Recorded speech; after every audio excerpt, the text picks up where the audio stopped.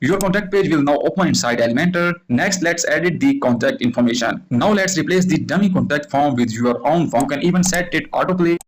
In today's video, we are going to customize our contact page, and trust me, it's super easy. So first of all, log into your WordPress dashboard and open your website.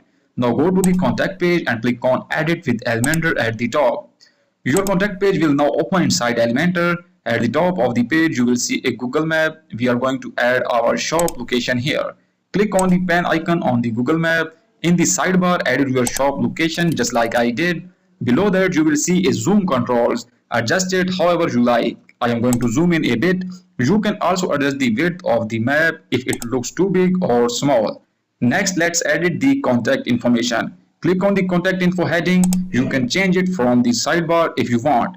Then click on the subheading. Here you can write a short eye-catchy line like I did. Below that, click on the section with the phone number, address and email. Update each one from the sidebar with your real contact detail. Now let's replace the dummy contact form with your own form. Click on the form. In the sidebar, you will see a shortcode. We will remove this and add your own. Go back to the WordPress dashboard and click on contact in the sidebar. You will see some ready-made forms. For now, click on add new form. You will see a basic form already created with name, email, subject and message. This is perfect for beginners, no need to make any changes. In the mail tab, your admin email will already be there, no need to touch that. In the messages tab, you can customize what your users see when they send or fail to send a message. But honestly, the default ones are great. You can skip the additional settings tab. Now just click save and you will get a shortcode at the top. Copy that code. Go back to Elementor, remove the old shortcode and paste your new one. And just like that, your new contact form is added.